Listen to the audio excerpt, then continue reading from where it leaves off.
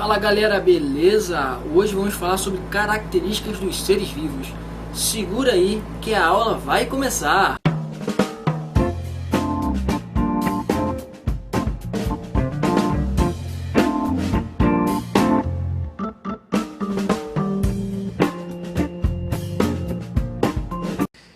Fala galera, beleza?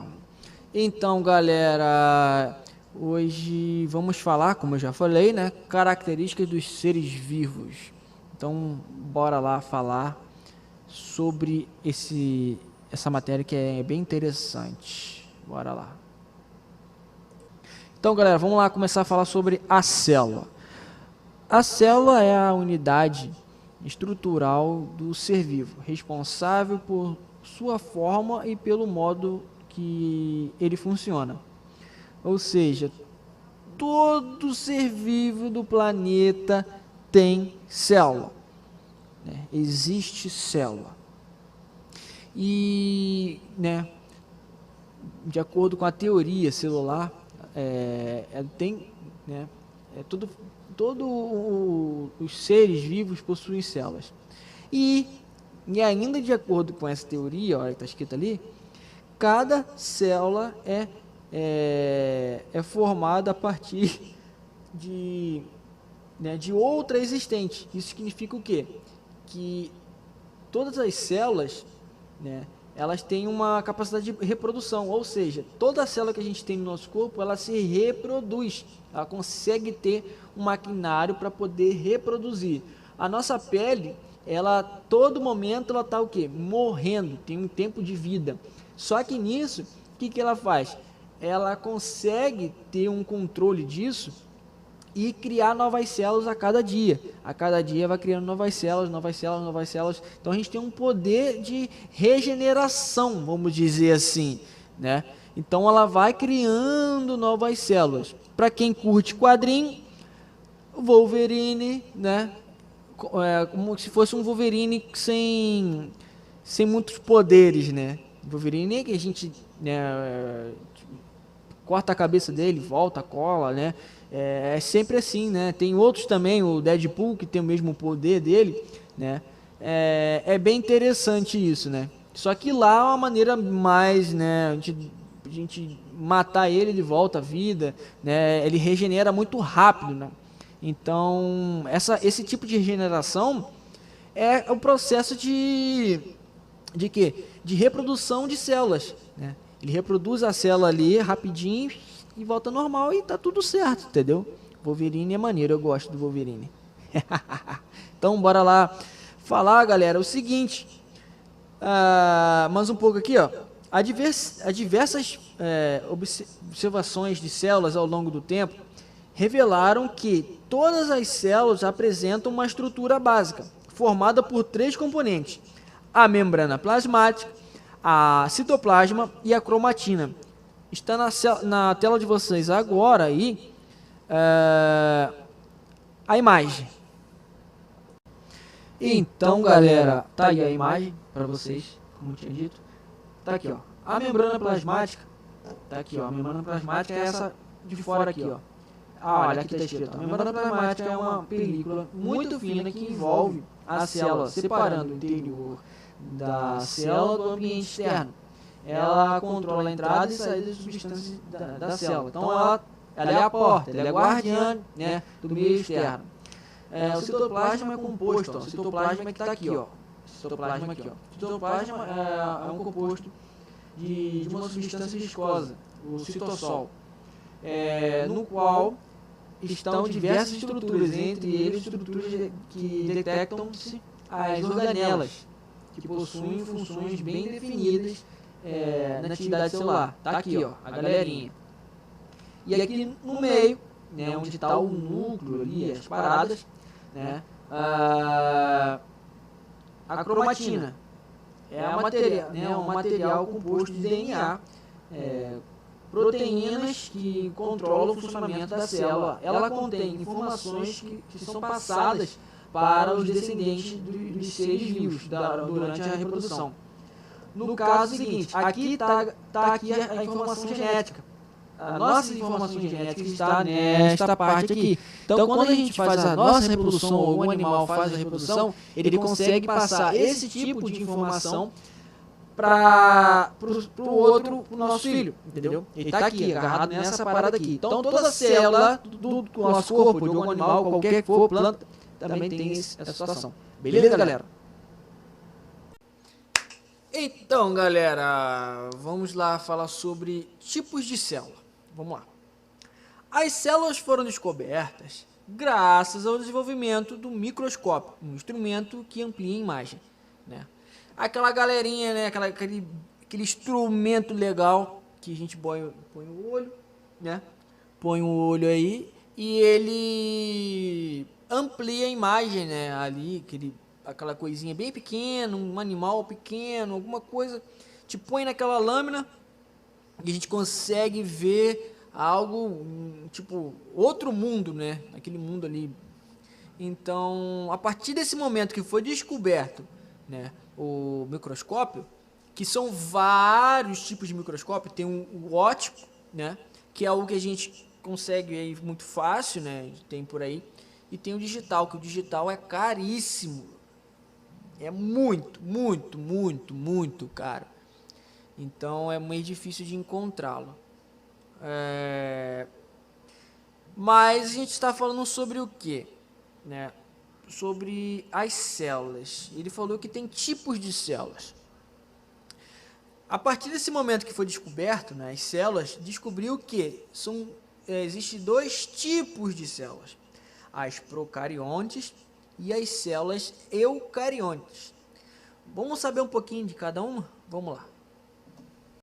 Então, galera, vamos lá falar um pouquinho sobre procarionte. Na célula procarionte, que no latim pro vem primeiro e cairo vem núcleo. Ó, a cromatina está em contato direto com o citosol, pois não existe uma membrana delimitando o núcleo celular. Geralmente, há um envolto externo da membrana plasmática, chamado de parede celular. Ou seja, é uma célula bem arcaica, né? Tanto que os biólogos acreditam que os primeiros seres vivos que foram formados aqui na Terra foram formados por células procariontes, né?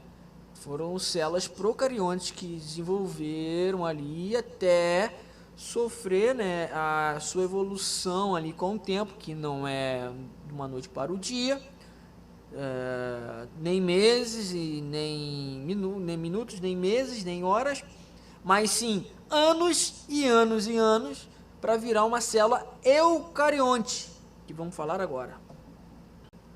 Na célula eucarionte, né, do latim eu, verdadeiro, existe uma membrana, né, uma membrana nuclear, separa a cromatina do citosol, delimitando o núcleo celular. Ou seja, a procarionte ela não tem um núcleo específico, ela fica ali, o núcleo onde está o material genético, ele fica doidão ali, espalhado, esparramado no citosol praticamente, entendeu? Já o eucarionte existe uma membrana, né, a membrana nuclear, que separa a cromatina do citosol, entendeu? Delimitando o núcleo, que o núcleo tá o quê? Ali tá o material genético, olha lá, ó.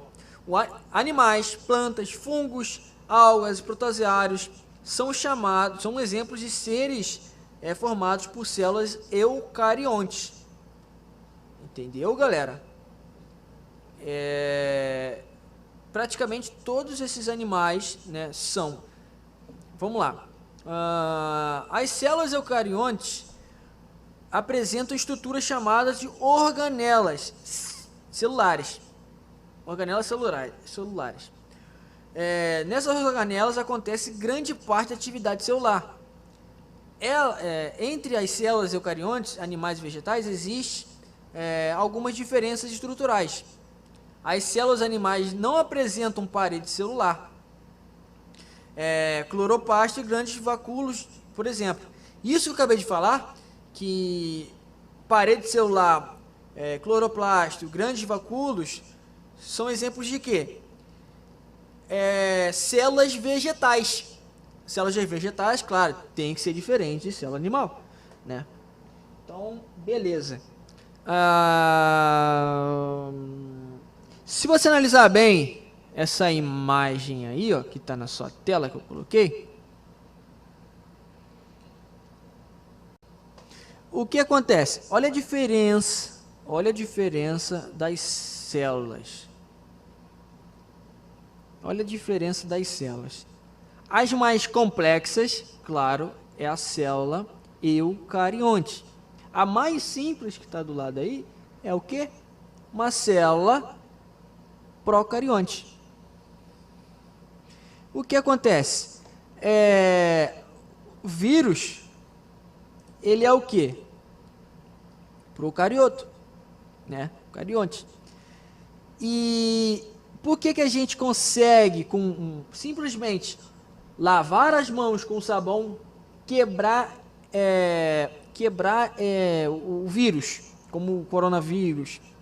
Porque essa estrutura que protege o núcleo é formado por um tipo de gordura.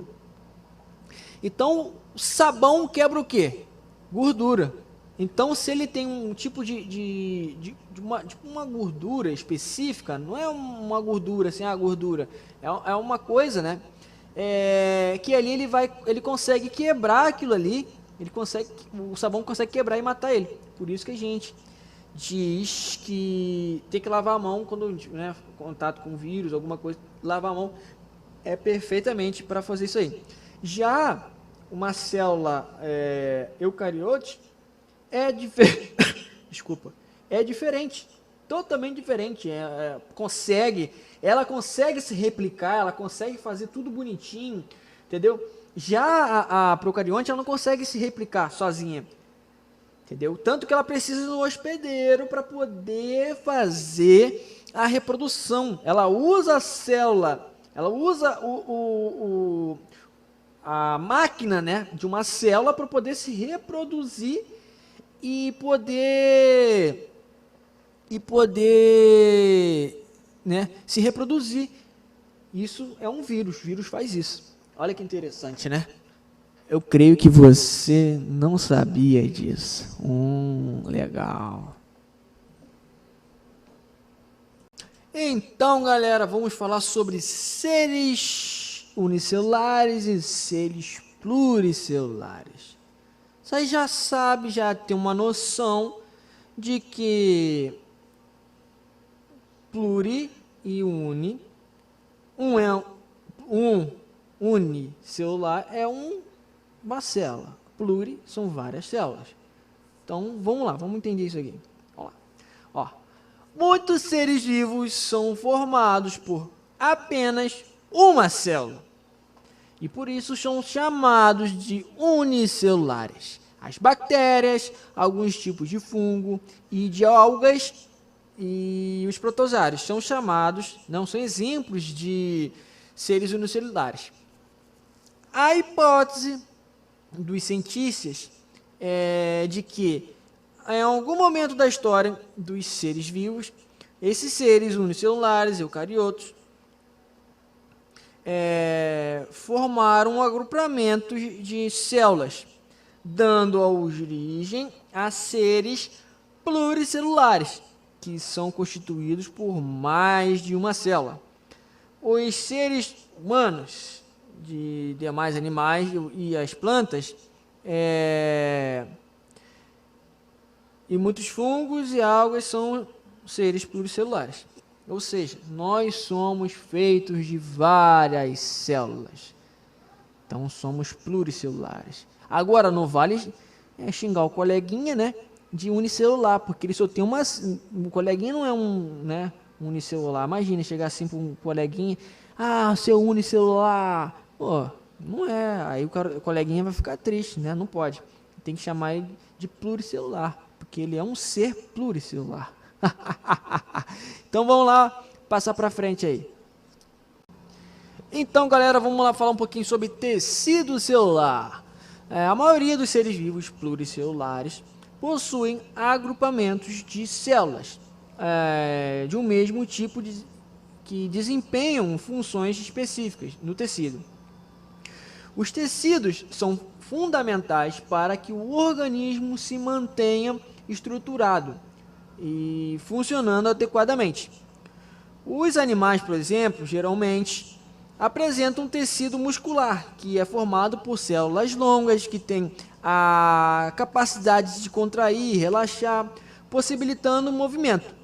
As plantas também apresentam um tecido específico. Um exemplo é o tecido de revestimento, formado por células muito próximas a outras. Esse tecido cobre a planta e protege contra a perda excessiva de água por transpiração. Então, galera, tá aí, ó, uma imagem, né, de um tecido da planta, né? Um tecido da planta de revestimento. Esse aí é um tecido que fica praticamente na folha. Esse é um tecido de revestimento da folha. O que acontece? Vocês podem observar que tem entre as células são isso daqui, ó. As células, tá vendo? Acompanha o mouse aí. As células. E aqui, ó, tá vendo que sempre no meio deles aqui tem outras células. Essas células aqui são os estômatos. Essa célula, ela regula a temperatura da planta, ou seja, a transpiração, como se fosse as nossas glândulas sudoríparas do nosso corpo, onde sai o suor. Então, a planta faz o que? A sua transpiração, por aí. Ou seja, as plantas também têm ela regula a sua temperatura a partir dessas células. E o engraçado é que essas células têm maior abundância por debaixo da folha, porque é onde não bate muito sol. Então, quando tiver muito sol, essas células vão estar o quê? Totalmente fechadas. Quando tiver como se fosse noite, geralmente ela vai fazer o quê? Ela vai estar um pouco mais aberta, vai estar ali regulando a transpiração. De manhã, ela vai poder fazer essa transpiração, entendeu? Ele faz a troca de calor, né? Ali, se tiver muito quente, ele não vai liberar muita água, porque está com escassez de água. Agora, se tiver com bastante água, ela abre. O interessante não pode regar planta em sol, porque ela vai sentir que tem muita água, ela vai abrir os tômatos e vai liberar água do corpo da planta e pode. Então, galera, vamos falar um pouquinho sobre metabolismo. Bora lá. Acorda, galera. Eu sei que vocês estão dormindo aí. Bora lá. Os seres vivos são formados por diversas substâncias como água, sais minerais, proteínas, carboidratos, né? Substâncias que se transformam no interior de cada ser vivo. Ou seja, tudo que a gente consome passa pelos nossos intestinos grosso ou delgado, eles conseguem converter esses nutrientes para o nosso corpo e virar um metabolismo, né? E a nossa nutrição, que vai ser o nosso próximo, nutrição e respiração, o nosso próximo tópico aí. Beleza? Então, galera, como eu acabei de falar aí, vamos lá falar um pouquinho sobre nutrição e respiração. Tá dizendo aí o seguinte: os seres vivos realizam sua nutrição de maneira diferente, né? Cada um tem a sua maneira. Mas tem os indivíduos que são chamados de autotróficos, que são os seres fotossintetizantes, ou seja, plantas. Tem algumas algas, né? Algumas bactérias, algumas coisas, que o que eles fazem? Eles estão ali paradinho, tranquilão, eles conseguem converter a luz do sol em alimento, né? Na verdade, nem alimento, ele consegue pegar a luz do sol e transformar para fazer um dos processos de fotossíntese dele, né? Mas, dentro do processo de fotossíntese, eles dependem de água, nitrogênio, precisa de muitas outras coisas. Mas, se não tiver sol, a máquina, né, que faz essa fotossíntese não funciona. Tanto que, à noite, o que acontece com as plantas? Elas dormem, porque não tem luz, não tem fotossíntese. Então, o que elas fazem? Elas ficam quietinhas esperando a luz do sol. Conforme a luz do sol volta, elas acordam e as folhinhas, né, voltam a ficar bonitinha. Tem plantas que você consegue observar perfeitamente que a planta dela, a folha murcha, porque ela está ali guardando, né? Está guardando porque ele não está fazendo mais fotossíntese. No momento que ela fica normalzinha, né? Ela fica acordada, ela está ali com a fotossíntese fazendo tranquilão, entendeu? Você consegue observar isso. Observa ela de manhã e à tarde, quase anoitecendo. Você vai ver que ela está totalmente diferente uma da outra, porque as plantas se movem, tá? Ela não fica parada não, elas se movem. Vou achar um vídeo delas se movendo aí, vou colocar, beleza? Aqueles vídeos adicionais. E também, galera, vou colocar também nos links lá, depois, como é que as células, né? As células lá, eu tenho um negócio que a gente consegue ver tecidos, né? Tecidos musculares, tecidos da pele, tecido do coração e tal, bexiga e tal. Eu vou colocar para vocês como link adicional para vocês acessarem, que é bem interessante isso, beleza? Vamos lá. Então, galera, se eu falei dos seres autotróficos que fazem só para comida, e cadê a galera que é heterotrófico? Que não é capaz de produzir sua comida, como nós não produzimos nossos alimentos. A gente depende de outro ser vivo para poder se alimentar, entendeu? Isso é o que? A gente é heterotrófico, né? A gente precisa de um vegetal, a gente consome um bovino, né? A gente consome ali uma galinha, né? O peixe, né? Frutas, como eu já falei, né? Vegetais. Então a gente depende esses animais para poder consumir, para fazer o nosso, né? Nossa nutrição. Beleza, galera? Então, galera, vamos falar um pouquinho sobre respiração celular. O processo denominado respiração celular, a gente diz o seguinte: a gente precisa do gás oxigênio para poder extrair a energia dos nossos alimentos, né? Que a gente precisa da nutrição. Então, o que acontece? Tudo que a gente consegue, nessa transição aí, esse processo, ele gera um gás, que é o gás carbônico. Tanto que se a gente parar de respirar esse gás carbônico, ele começa o quê? A circular muito na nossa circulação, e isso é tóxico. Então, a gente precisa eliminar esse gás carbônico, que, né, a gente consegue eliminar ele, né? A galera que faz esse processo, que precisa de oxigênio e libera gás carbônico, a galera se chama aeróbios. Essa galera somos nós, né, e outros seres vivos também. Mas tem uma galera que não precisa, ele não libera gás carbônico, ele já vive tranquilo com o oxigênio sem tá nem aí, ó, tá nem aí pro carbono, gás carbônico. Então ele só utiliza o oxigênio, se alimenta tranquilo e tal. Essa galera se chama anaeróbios, tá?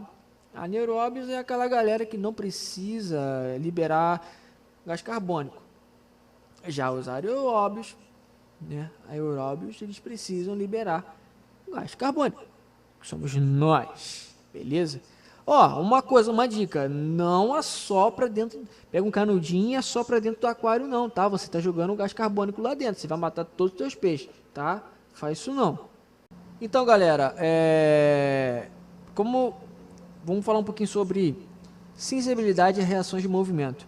Então, todo ser vivo apresenta sensibilidade aos estímulos, né, de ambiente, de variação de temperatura, luminosidade, capaz de reagir, né, a esses estímulos. Quando sente frio, por exemplo, certos animais procuram o sol para expor, assim aquece o corpo. Geralmente, os répteis, eles precisam do sol para fazer o seu metabolismo. Vou colocar aí uma foto nesse momento, de um calango que apareceu aqui em casa, que eu fotografei ele, estava no meu telhado, simplesmente tomando sol, porque eles precisam do calor para poder fazer seu metabolismo, porque eles são seres que não são endotérmicos. O que é endotérmicos? Somos nós temos uma temperatura constante, né? Então, todo o nosso corpo tem uma temperatura constante, a nossa máquina está trabalhando para manter essa temperatura, tá? Então, se chama endotérmico. Eles são exotérmicos. Exotérmicos, eles dependem da temperatura do ambiente. Você já viu como é que é o nome? Pássaro pousado quando está frio? Ele não bota suas peninhas, ele fica todo inchadinho, por quê? Ali ele está recebendo ele consegue controlar a temperatura ali nas penas, né? E fica tranquilão, beleza? Agora, tem as plantas, né? Como eu tinha dito, que ele consegue responder à luminosidade e tudo mais, as plantas elas conseguem, né, sentir isso também. Você já viu aquelas dormideiras, quando a gente bota o dedo, ela simplesmente fecha, porque ela está respondendo um estímulo, né, do ambiente. Por que ela está fazendo isso? Pode ser o quê? Pode ser um predador, vai me comer, então eu vou fazer o quê? Vou me fechar aqui, é uma reação dela para proteger, né, se proteger. Agora, tem flores que também fazem isso, né? Elas se fecham em algum momento, né? Ela abre e fecha, só abre à noite, porque o polinizador chega lá e vai fazer isso, depois de um certo tempo ela fecha. Tem flores que abrem de 11 às 2, né? Às 11 horas ela só abre a partir de 11 horas mais ou menos, ela está começando a abrir a florzinha, abre e dura até quase o final do dia ali, dependendo. Tem planta que só dá a flor um dia e acabou, entendeu? É muito interessante isso aí. Todos os seres vivos eles respondem, né, um estímulo do ambiente. Então, isso é bem legal, entendeu? Galera, vamos falar um pouquinho de adaptação. A adaptação permite os organismos a sobreviver, crescer e reproduzir as condições ambientais que habitam. As asas das aves, dos insetos, por exemplo, né, que eles conseguiram se adaptar ali para poder fazer o voo, assim como as nadadeiras de peixes e baleias. Baleias não são peixes, tá, galera? Eles são mamíferos aquáticos. Para possibilitar, né, a natação. Olha que interessante, uma vez que essas adaptações aumentam as chances de sobrevivência, né, e a reprodução dessa espécie, o que ele acontece a fazer? Ele faz o quê? Ele consegue pegar essas características favoráveis do ambiente e consegue passar isso para gerações, né? E ele consegue herdar essas gerações, assim tem a maior chance de sobrevivência. Então, cada animal, né, tem a sua adaptação específica, porque ele conseguiu encontrar, né, uma maneira de sobreviver à sua espécie, entendeu? É bem legal essa parada aí, que é diferente a gente chegar num ambiente e falar assim, estou me adaptando ao colégio ápice. Você vai passar para você não pode falar adaptar, porque você não vai passar isso para os seus filhos, né? Meus filhos vão aqui chegar aqui no colégio ápice e vai se adaptar, tipo assim, vou passar essas características para os meus filhos. Você não vai criar características, você vai se aclimatar naquele ambiente.